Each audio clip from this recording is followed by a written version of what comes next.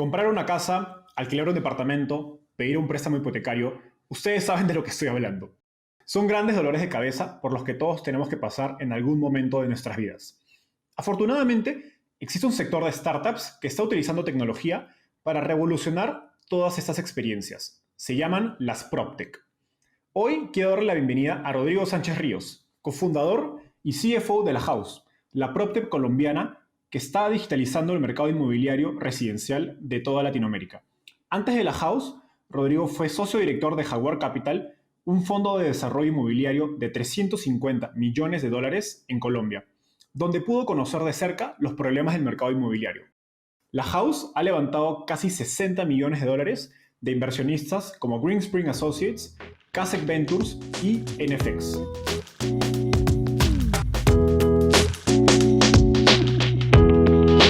Hola Rodrigo, ¿qué tal? ¿Cómo estás? ¿Dónde estás ahorita en el mundo? Estoy en Medellín. Qué envidia, me imagino que va a haber un sol muy bueno.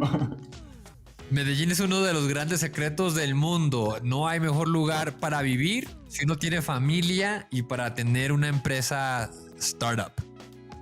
Genial, he escuchado demasiadas veces eso y hasta ahora no he tenido la oportunidad de ir, así que lo tengo en lista. A ver, empecemos. Cuéntame, ¿cómo llegaste al mundo de las startups? Tuve el privilegio de estar en el MBA en Stanford, ¿no? Y ahí, de manera, quieras o no, te contagian con esa inquietud, ese apetito, esa necesidad, ¿no? De encontrar qué es realmente lo que te motiva y lanzarlo, emprender. Y así fue como lanzamos, pues mis socios y yo, nuestra primera empresa de inversión y desarrollo inmobiliario, un fondo acá en Colombia. Y de ese fondo de inversión inmobiliaria nació La House. Genial. Entonces, empecemos hablando un poco de PropTech, porque creo que eres una de las personas que más le conoce este tema. Cuéntanos qué es La House, y qué problema resuelve y cómo ha cambiado el mercado inmobiliario o cómo está cambiando antes y después de ustedes. Claro, La House es la empresa de tecnología transformando la industria inmobiliaria en Latinoamérica, ¿no? Hoy lo hacemos a través de nuestro marketplace transaccional y le resolvemos hoy el problema al comprador de conseguir, identificar, negociar y cerrar la mejor casa. Nuestra visión es empoderar a los 650 millones de latinoamericanos con la tecnología, los datos, el servicio que les permitan vivir su mejor vida en la mejor casa posible, dándoles acceso, democratizando el acceso al mayor motor de generación de riqueza que se ha inventado el hombre, la casa propia. Genial. ¿Y por qué antes esto no, qué estaba fallando en el mercado inmobiliario para que esto suceda? Claro, nosotros nos dimos cuenta como desarrolladores inmobiliarios, ¿no? Construyendo apartamentos, proyectos residenciales, cómo no existen los mecanismos que permiten que haya esa eficiencia y ese acceso democrático a la vivienda. Esto es en contraste con los mercados desarrollados, particularmente en Estados Unidos, que tienen un ambiente, pues digamos, un marco regulatorio en el que está bien licenciado todo intermediario inmobiliario, está organizada la información a través del MLS, existen las bases de datos que dan información a todos los usuarios de cuáles son los precios, las transacciones, los costos reales de los que se han intercambiado activos. Existe la financiación profunda, democrática, ¿no? de tremendo acceso a financiaciones de 30 años y tasas bajas. Todo eso son lo que da como resultado un mercado eficiente en lugares como Estados Unidos y un mercado horroroso en Latinoamérica, ¿no? Para darte un concepto numérico de lo que significa esto, en Latinoamérica el tiempo promedio para comprar y vender un inmueble es 14 meses, mientras que en Estados Unidos era 6 semanas y después de la realidad de la pandemia se ha reducido por la gran demanda a 3 semanas, ¿no? Entonces ese es el nivel del reto al que nos enfrentamos, pero al nivel de la oportunidad, y en eso es lo que le estamos apuntando completamente en La House. No, con ese dato me convenciste totalmente, no lo tenía en mente. Ahora, ustedes como equipo fundador tenían una ventaja competitiva en términos de conocimiento del sector y contactos para empezar en Medellín, por la experiencia en Jaguar Capital, este fondo de desarrollo inmobiliario que nos comentas. Sin embargo, este problema que nos describes debe variar mucho entre países o incluso ciudades por regulación, fuentes de información, dinámicas del sector. Explícanos esas diferencias y semejanzas que hay en el mercado inmobiliario entre ciudades como Medellín, Bogotá y Ciudad de México, que entiendo es donde está la House. ¿Y esto cómo ha influenciado de algún modo su mapa de expansión? Mira, esa es una excelente pregunta. Nosotros efectivamente comenzamos aquí en Medellín, porque Medellín es la base de Jaguar Capital y ahora de la House. Para nuestra grata sorpresa, hemos descubierto que la mayoría de los problemas, ¿no? de los retos del mercado inmobiliario que se viven en Medellín y en Colombia están presentes en casi toda Latinoamérica. Esto se puede simplificar en un solo problema: la falta de confianza entre los diferentes jugadores del mercado inmobiliario, quien compra, quien vende y el intermediario que debería facilitar esa transacción. Esa falta de confianza tiene algunas diferencias en por qué se da. En algunos mercados hay más información que otra. Pues suena chistoso, pero a Colombia de hecho es uno de los mercados que mejor organizada tiene la información del mercado y existe un entorno robusto digital de información catastral, o sea, de impuestos, ¿no?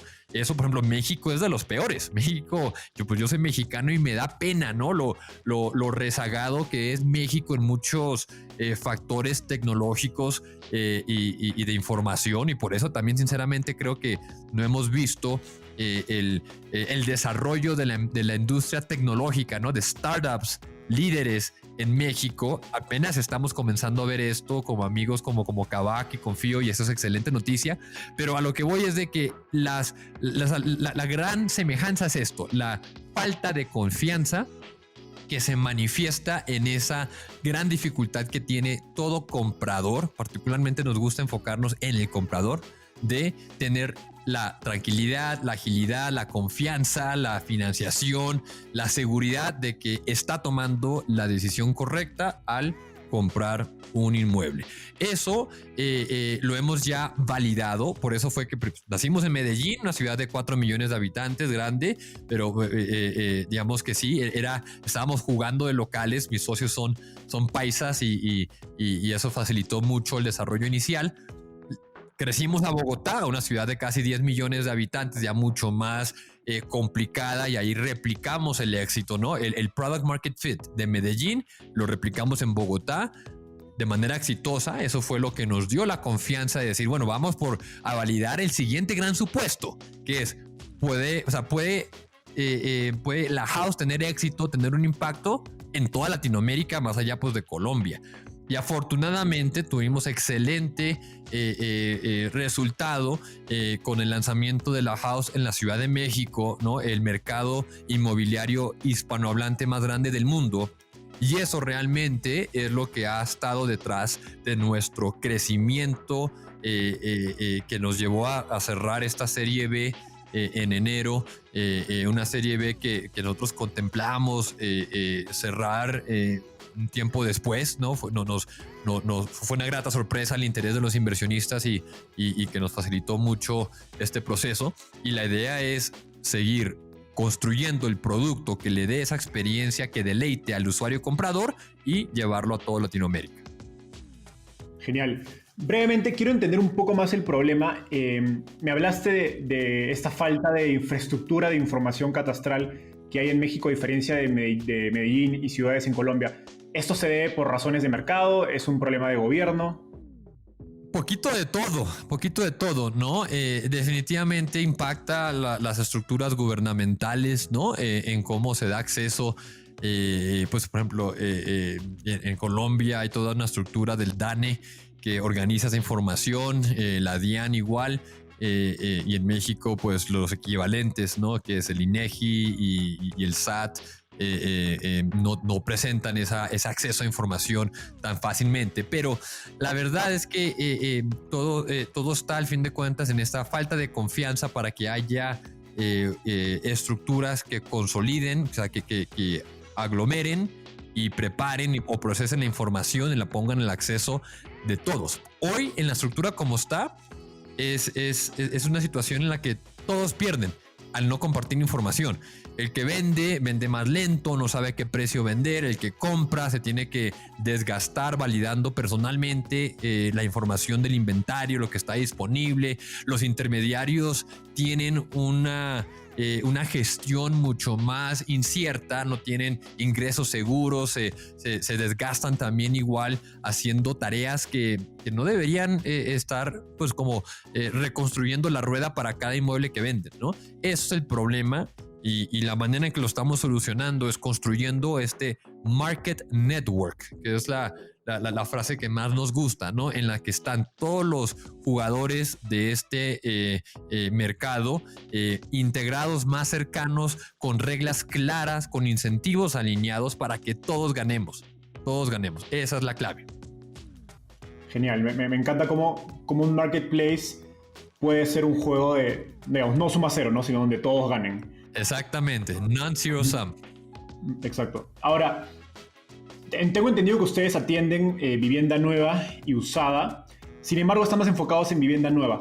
Cuéntanos el racional de esa estrategia de go-to-market y cómo se conecta con la composición del mercado inmobiliario actual. Claro. Afortunadamente, pues estamos en mercados de alto crecimiento, ¿no? En los famosos emerging markets, y la vivienda, el mercado de vivienda tiene un componente muy fuerte en vivienda nueva, o sea, vivienda que se está desarrollando por primera vez y entrando al mercado en manos de un constructor. Como nosotros traemos en el ADN la cultura, la estrategia, la ejecución como desarrolladores, fue bastante natural, comenzando en Medellín y ahora pues en todos los mercados en los que estamos, tener ese relacionamiento cercano a las principales constructoras, desarrolladores de vivienda. Y eso nos ha permitido tener este foco, ¿no? Yo siempre recomiendo mucho a todo emprendedor, sí, muy bonito tener la visión de un TAM enorme, de no, voy a cambiar el mundo y mi empresa va a ser conocida en todo el mundo, perfecto, pero cuando comiences, enfócate en un segmento, en un producto, en un usuario, ¿no? Y eso te permite acelerar mucho de descubrir los insights y de tener ese crecimiento que es imprescindible en las primeras etapas de una empresa. Entonces, nuestro foco ha sido vivienda nueva, y eso facilita en ciertas maneras muchos de los problemas de la generación de confianza intrínsecos al status quo del mercado inmobiliario. Es decir, en lugar de tener yo que ir a validar casa por casa todas las casas que están vendiendo, todas las familias que quieran vender, pues me concentro en un desarrollador, valido todo el inventario, y al trabajar con un solo counterparty, o sea, tengo validados cientos o miles de unidades que puedo habilitar, verificadas en mi plataforma, ¿no? Y al mismo tiempo puedo ofrecer una serie de servicios y facilidades, lo que hemos construido de nuestra infraestructura transaccional, que encaja mucho mejor con un desarrollador que con una familia, una persona, un individuo que está vendiendo una sola casa, ¿no? Entonces, ese foco ha sido un acelerador de nuestro crecimiento definitivamente. Nos ha permitido darle al usuario comprador una experiencia, no diría ni 10, unas 50 a 100 veces mejor a lo que existía antes, ¿no? Y a la vez también el usuario desarrollador recibe una serie de soluciones muy interesantes para su negocio. El desarrollador, pues, o sea, yo digo, zapatero a tus zapatos. O sea, tú concéntrate en gestionar los riesgos, que son bastantes, ¿no? De costos de construcción, de tiempo de obra, de lo que es realmente poner los ladrillos, y el tema de generar demanda y transaccionar, o sea, llevar todo el proceso de venta, déjalo a alguien que sea experto en generar, calificar y procesar demanda. Y eso es lo que hemos hecho realmente. Nos hemos vuelto socios en muchas maneras de los principales desarrolladores, particularmente después de la pandemia, cuando se vieron con su canal tradicional de ventas, que son las famosas salas de ventas, impactadas, nosotros les ayudamos a mantener el ritmo de ventas y eso ha sido un gran orgullo para nosotros porque la construcción es un factor, un componente muy importante de la economía de nuestros países. Totalmente. Quiero resaltar eso último que mencionabas, de cómo ese market entry point que ustedes eligieron en Vivienda Nueva de algún modo es un puente a eventualmente ir a todo el mercado, ¿cierto? Porque quizás si hubieran empezado con vivienda usada hubiera sido mucho más complejo escalar por las propias problemáticas que tiene ese mercado, ¿o me equivoco? De acuerdo contigo 100%. Digamos que no hemos ignorado vivienda usada y en particular cuando hay ciertas sinergias, por ejemplo, que un usuario comprador necesite vender un activo existente, o sea, su casa, para comprar una nueva que ya le cumple mejor sus necesidades o se tiene que mudar, lo que sea.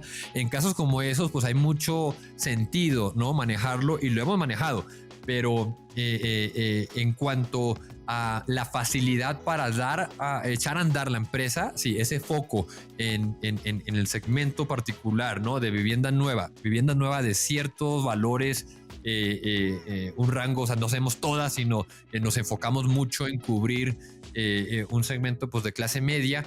Eso ha sido muy beneficioso para nuestro crecimiento y sin duda lo que estamos construyendo, esa infraestructura transaccional, esta generación de demanda, esta capacidad de calificar la demanda automáticamente, tiene impacto directo y soluciona los problemas de la vivienda usada. Solo que es el sequencing que hemos priorizado para optimizar nuestra probabilidad de éxito, optimizar la eficiencia de capital, que es algo que también pues yo me enfoco mucho en mi rol en la house, que algunos desprecian. O sea, hay muchas maneras de atacar un problema y algunas puedes decir, sí, esta manera es más fácil de comunicar al usuario, sí, pero ¿cuánto te cuesta? O sea, ¿cuánto valor de cada dólar que le metes, cada hora que le inviertes, realmente has a compounding effect? O sea, tiene un efecto que empieza a dar réditos, dividendos compuestos en el futuro. Y la manera en que lo hemos estructurado hasta la fecha va por muy buen camino.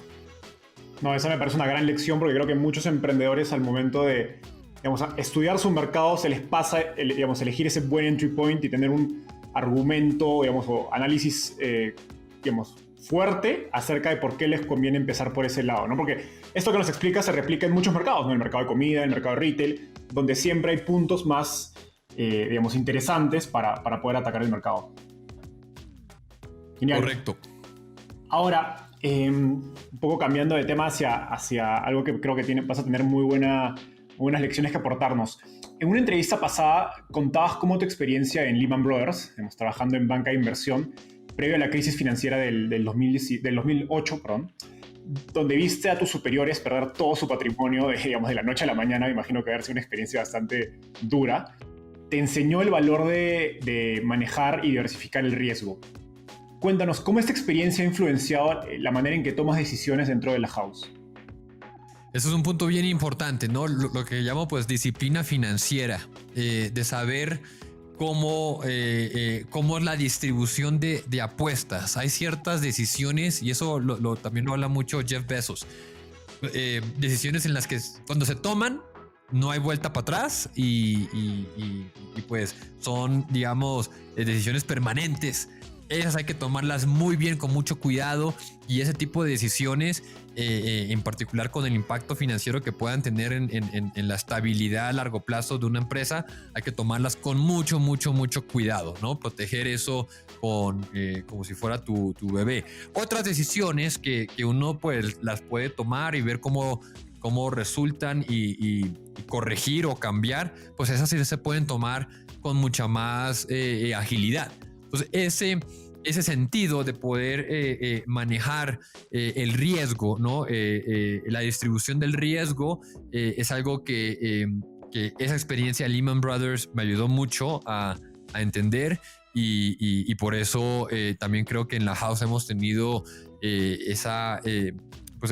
éxito hasta la fecha de movernos rápido en lo que debemos movernos rápido y ser muy cuidadosos con cosas que pueden poner en riesgo, ¿no? La empresa. Eso lo manejamos con mucha cautela. lo que mencionabas de decidir o que el foco en vivienda nueva en lugar de vivienda usada, en tener muy claro el segmento o el producto al cual uno le va a apostar todo y no tener la inquietud, la ansiedad de decir hay tanta oportunidad, voy a hacer todo a la vez. Eso suena muy bonito, pero a final de cuentas eso te lleva al fracaso porque al querer ejecutar todo no puedes. Exacto. Genial. ¿Puedes contarnos algún ejemplo de los problemas más grandes que haya enfrentado la House a manera de ejemplificar este esquema o framework de tomar las decisiones? Sí, un efecto, o sea, pues el haber vivido situaciones como la del 2008 de Lehman Brothers o hasta, pues, no soy tan viejo, pero me tocó vivir el dot-com bust, ¿no? De hecho, cuando estaba entrando a MIT, la caída tecnológica, cuando sucede el impacto tan fuerte y tan repentino a nuestra empresa, a nuestro mercado de la pandemia, primero en Colombia, luego en México, ¿no? En marzo y en abril 2020, eso fue pues momentos en los que me recordaron mucho al tipo de incertidumbre y temor que vivimos en el 2008 y nos tocó reaccionar sin miedo y sin problema, o sea, literalmente de un día para otro,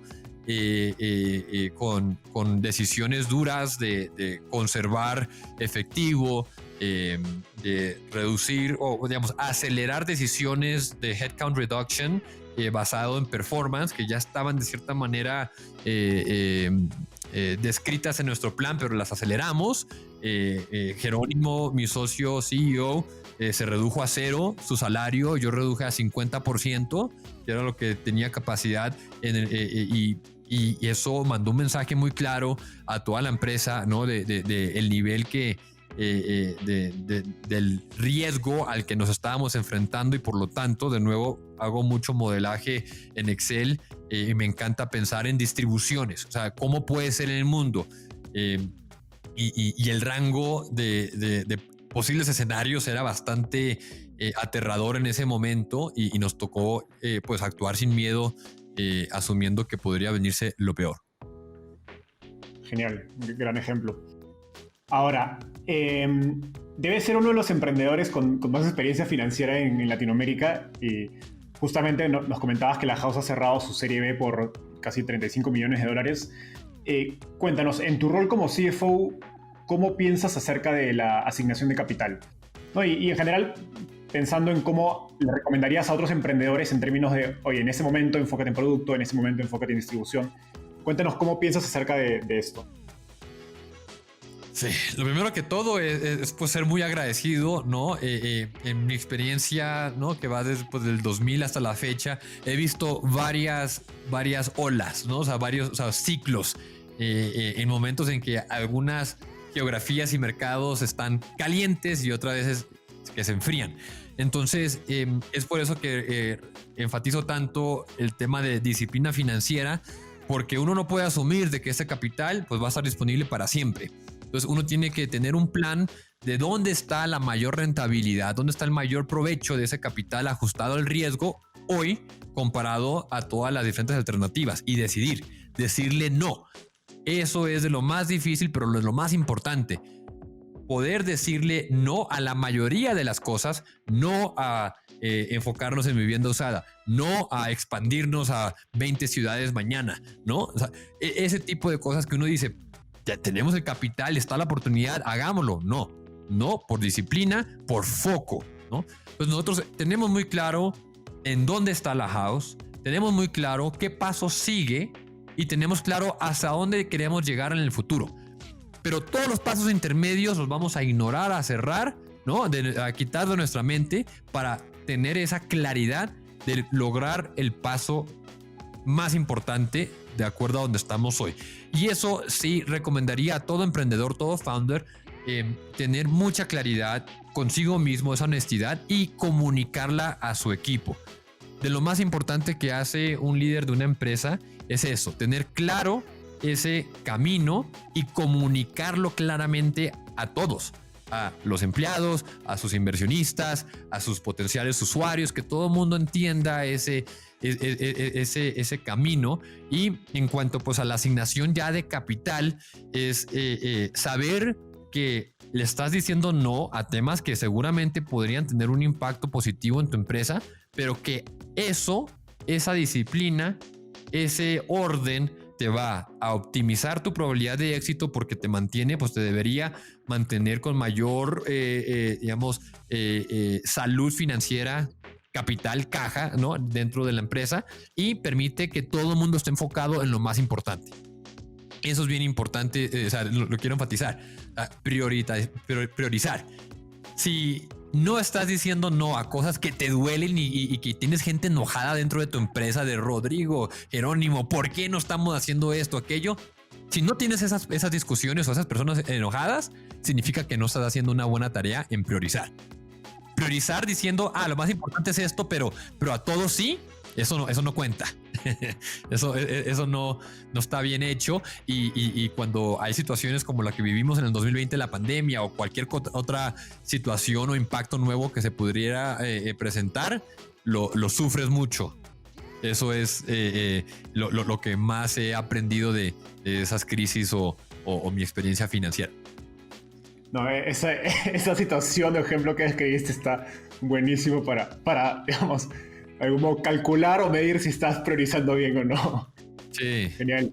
Un poco nos contabas de tu experiencia con Jaguar Capital como desarrollador inmobiliario en este fondo en Colombia.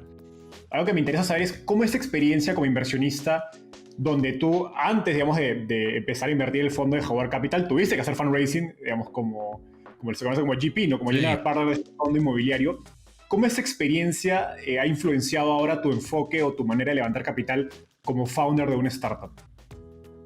Ha afectado mucho. Pues uno que ya estuvo en ese rol, ¿no? Entiende las motivaciones, lo que entusiasma, lo que asusta a un gestor de capital, ¿no? Y cuando uno tiene eso presente, sabe cómo pues enfatizar lo que los entusiasma y mitigar lo que les preocupa. Uno como founder de una empresa tecnológica debe tener muy claro a qué le está tirando, ¿no? Si vas a atacar a los fondos de venture líderes del mundo, no les puedes hablar con miedo ni con visiones tímidas de lo que quieres lograr, ¿no? Y es algo que en Latinoamérica lo he visto constantemente, que por nuestra cultura, por nuestra experiencia limitada, tendemos a tener cierto miedo o cierta casi como sentido de agradecimiento de que un tipo de Sequoia me está entrevistando o le está dedicando tiempo a mi negocio. No, es al revés. O sea, pues si yo tengo claro de que lo que estoy construyendo tiene una potencia espectacular para construir una empresa transformadora de la región, o sea, él me necesita más a mí que yo a ellos, ¿no? En ese sentido. Y entonces ese tipo de confianza, de convicción, que los entusiasma, porque ellos buscan eso, o sea, esos tipos de inversionistas tipo Sequoia, Andreessen, ¿no? Buscan esas empresas transformadoras. Uno debe saber cómo darle señales de que tú eres una persona adecuada para que ellos inviertan su tiempo y su dinero. Entonces, saber la mentalidad detrás del inversionista te permite que enfatizar cómo comunicar, cuáles son los mecanismos a través de los cuales ellos validan, ¿no? Algo también que recomiendo mucho, no solo tener esa confianza, sino tener una apertura y comunicación constante con otros founders, con otros inversionistas, con tus inversionistas existentes, porque son las mejores referencias que uno puede tener. Cuando un inversionista tipo Sequoia, tipo Andreessen, tipo los que quieras, esos, escucha de una nueva empresa, de un nuevo emprendedor, lo primero que hace es preguntarle a su red qué piensa de esos. Oye, ¿has escuchado a tal persona? Muy bueno que tengan opinión buena o opinión mala. Eso es muy bueno. Lo peor que pueden decir es, no lo conozco. ¿Rodrigo? Ni idea. ¿Quién es? ¿La House? Ni idea. Eso es pésimo. Muy bueno que digan, no, van volando excelente, creo en ellos. O muy bueno que digan, no creo nada en ellos por esto, eso. Hay que tener, debes causar reacciones potentes, ¿no? Y a muchos inversionistas, otro tema de su psicología, les gusta ser contrarian. O sea, les gusta escuchar opiniones fuertes, negativas, de lo que ellos creen que puede ganar, ¿no? Entonces, por eso te digo, o sea, es importante que todos te conozcan o digan que te aman o que te odian. Pero que digan que no te conocen, eso es una situación peligrosa. Alguna vez escuché una entrevista a un inversionista de venture de Estados Unidos diciendo que las decisiones de inversión donde en los comités todos estaban de acuerdo eran las que peor iban. Cuando había discusión y había muchos extremos entre le va a ir muy bien o le va a ir muy mal, usualmente eran las mejores inversiones y eso calza eso, justo así con es. Lo Así es, eso es verdad. tiene sentido, ¿no? Si es una empresa de algún modo transformador, pues tiene que generar cierta polémica, tiene que generar cierta sensación de no va a funcionar, ¿no? Si no, no, pues significa que... Sí. No eres lo suficientemente Correcto. innovador, por decirlo de una manera sencilla. Genial. Ahora, Correcto. En una entrevista decías que es mejor encontrar personas, digamos, en este proceso de fundraising, decías que es mejor encontrar personas que ya creen en tu visión y mercado, convencerlos que tú puedes ejecutar esa visión y luego utilizarlos como palanca para atraer otros inversionistas. Y tengo entendido que en el caso de la House, Pete Flint, el fundador de Trulia, que es una de las PropTechs más destacadas de los últimos años en Estados Unidos, fue esa persona para ustedes. Cuéntanos, ¿cómo fue este proceso de contactar a Pete Flint y convencerlo de invertir en la House? De acuerdo con lo que dices, Enzo, eso creo que es fundamental, sobre todo cuando uno está comenzando, cuando uno no tiene nada más que compartir que su visión y su trayectoria como persona. Con Pete pues fuimos muy afortunados, ¿no? Tanto Jerónimo como yo de haber sido pues miembros de la comunidad de Stanford. Y fue un cold email, o sea, fue un correo que enviamos a Pete, que lo habíamos ya identificado, de hecho, desde que éramos estudiantes pensando en la tesis de inversión de Jaguar Capital. Nosotros teníamos claridad de que Pete era ese experto en el mundo inmobiliario tecnológico, que era donde queríamos poner a Jaguar Capital y luego la House como referente. Entonces le mandamos un correo pues dándole un poco de contexto de qué es lo que estábamos construyendo Jaguar, y en ese momento la House apenas era una idea. Quiénes éramos nosotros y por qué nos interesaría estar en contacto, y Pete en ese momento estaba saliéndose, pues Trulia lo vendió a Zillow, o sea, hicieron un merger. Él estuvo como director de Zillow y luego ya se retiró y empezó este fondo NFX. Entonces, él estaba justo en esa transición, entonces se dio el timing perfecto, y algo también que a veces le cuesta trabajo a personas reconocer, pero pues que yo estoy totalmente aware, es de que el timing muchas veces es la mayoría del factor que explica lo que sucede, ¿no? De éxito o fracaso. Y el timing se dio muy bien para que Pete tuviera la oportunidad, el tiempo de enfocarse en la House y en las nuevas inversiones que estaba considerando, y por eso se metió de lleno. Lo trajimos a Colombia, que generalmente es como el paso más difícil, ¿no? De personas que no están tan familiarizados, que vean, porque lo que escuchan en las noticias o ven en las películas puede ser muy distinto a la realidad. Y ese paso de que nos conociera, de que viera el entorno, fue lo que fue determinante para que Pete fuera nuestro primer inversionista institucional en el proyecto de la House. Genial. ¿Ustedes lo conocieron a Pete o empezaron a hacer una relación incluso antes de la House, o me equivoco? Sí, pues es que digamos, es difícil trazar la línea de cuándo nace la House, porque como te mencionaba, o sea, los aspectos fundamentales de construir bases de datos y herramientas y digamos, solucionar los problemas del mundo inmobiliario con tecnología, los traíamos en Jaguar Capital, ¿no? Entonces era más como decir, mira, tenemos todavía, ¿no? Muchas ideas de cómo podíamos impactar el mundo inmobiliario con tecnología, y cuando contactamos a Pete era justo para hablar de eso, y ahí fue cuando fue tomando forma la House. Genial. Ahora, antes dijiste que esta figura del sponsor o de la persona que cree en ti, en tu visión y tu mercado, es clave, sobre todo cuando estás empezando. ¿Qué recomendaciones le darías a otras personas para encontrar a su propio Pete Flynn, ¿no? A su propio sponsor? Sí. Lo mejor o sea, lo que dicen, incrementar tu surface area of luck. O sea, si uno no le cuenta a nadie qué es lo que está haciendo, si no habla con amigos, familia, conocidos, no va a tener la oportunidad, primero, de mejorar su cuento, su narrativa, porque cuando pues tú puedes tenerla muy clara en tu cabeza, ¿no? O puedes creer que la tienes clara, pero si no la puedes comunicar de tal manera que emocione, que la gente la entienda, ¿no?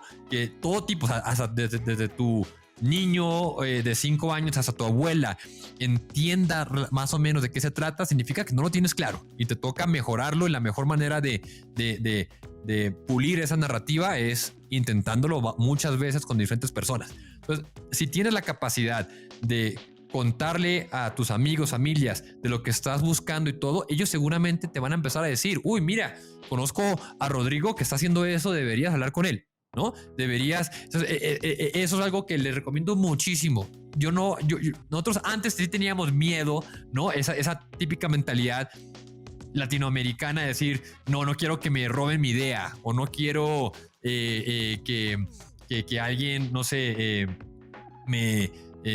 pues sí, o sea, me gane a ejecutarla. Ese miedo es relativamente tonto, porque uno debería estar al revés. Uno debería estar buscando el feedback, tener la convicción de que pues la idea es importante, pero es muchísimo más importante cómo la ejecutas, quién la ejecutas, qué decisiones de la secuencia en la ejecución priorizas, ¿no? Y eso muchas veces, al escuchar opiniones distintas a la tuya, vas mejorando la calidad de la decisión. Entonces, mi recomendación es utiliza tu red. Algo que yo también ignoraba y recientemente he estado descubriendo más es el poder de Twitter. Twitter es una herramienta tecnológica que multiplica esta dinámica que acabo de mencionar. Si tú compartes tus ideas y recibes feedback, hay posibilidad de que mejores la calidad de tus ideas y de tus decisiones. Y la tecnología es muy bonita en la manera en que habilita una escala que es muy difícil de manera presencial, ¿no? Entonces yo recomendaría eso, o sea, habla con personas, pide ayuda, incrementa esa superficie de área para que tengas el impacto y que le des a la persona o al fondo que encaja perfecto con lo que estás construyendo. Gran lección esta última que nos acabas de dar, estoy muy de acuerdo. Creo que de algún modo ser emprendedor es casi como ser un pastor, ¿no? En el sentido de estar contando la historia claro, 1000 veces. Claro. Y esto que hablas de Twitter, yo realmente también lo empecé a utilizar hace, diría, 6 meses de manera constante y siempre últimamente he empezado a recomendárselo mucho a emprendedores que por razones de la vida pues no tienen acceso a redes de contactos de gente digamos, de muchos inversionistas o de muchos emprendedores que de algún modo sean relaciones más cercanas, pero Twitter creo que tiene ese poder de que te abre muchas puertas a Silicon Valley sobre todo, o sea, todo Silicon Valley esté allí y como emprendedor latino puedes contactar ángeles de una manera súper fría, pero obviamente tienes que hacer el trabajo de estar contando tu historia, ¿no? No basta con abrirte una cuenta de Twitter y de pronto mandarle un mensaje directo al inversionista que quieres, ¿no? Hay que tener cierto trabajo detrás para que se note, para que parezca una conexión mucho más orgánica, y creo que tú, justo como mencionas, has estado haciendo esto muy bien de tratar de posicionarte como el LATAM PropTech Guy, que me parece muy, muy, muy poderoso, y creo que muchos emprendedores deberían de hacerlo, ¿no? O sea, sobre todo cuando no tienes acceso a todas esas redes de contactos que quisieras. Genial. Ahora, correcto. Ya para cerrar, llegamos a la última parte de la entrevista.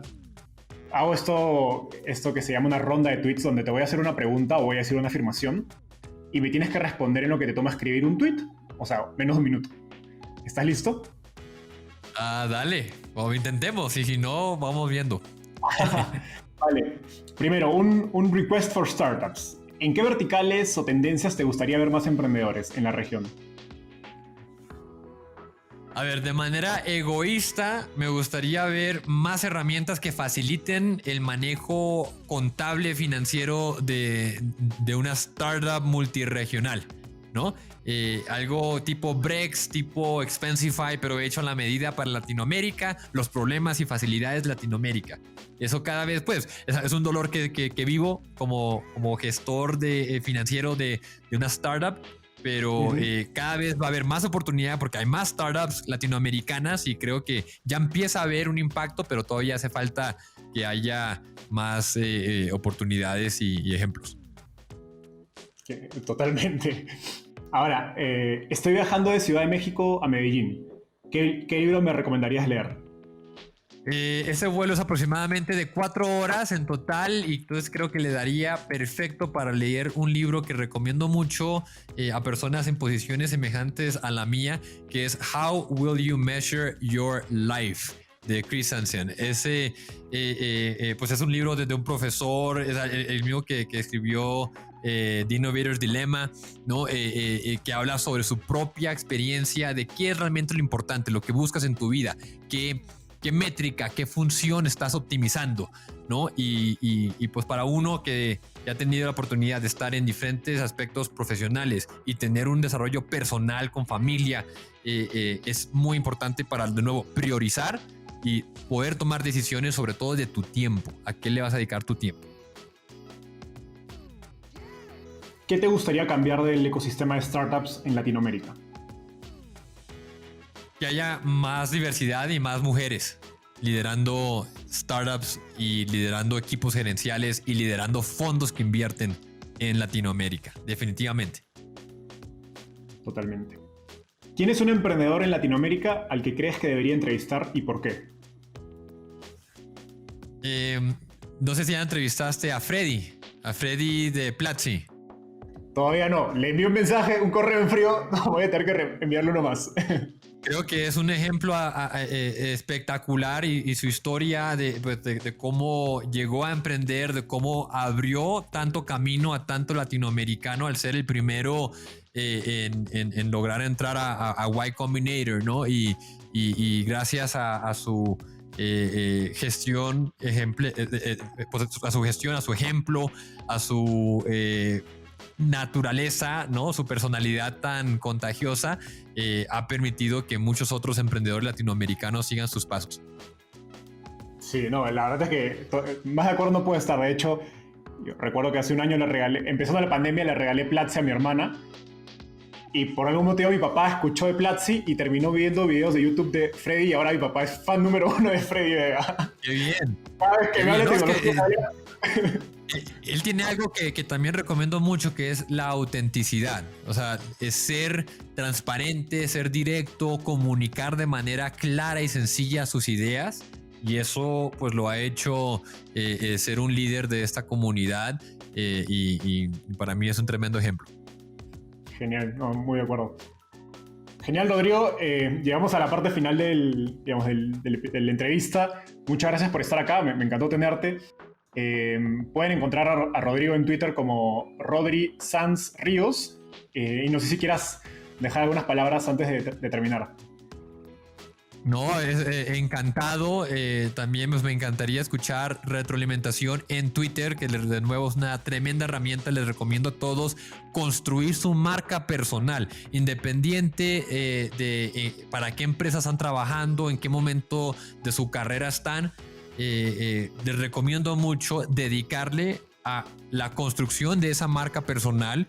Twitter es tremenda herramienta, pero pues hay otros que pueden tener mayor fit con su tipo de voz y su audiencia objetivo en LinkedIn o en Facebook o en TikTok o en Clubhouse, ¿no? Ya hay un sinfín de opciones, pero el hecho es no lo dejen pasar. Es algo que puede tener tremendos frutos para ti personalmente y para tu desarrollo profesional y personal. Buenísimo. Gracias, Rodrigo. Un abrazo. Listo. Saludos.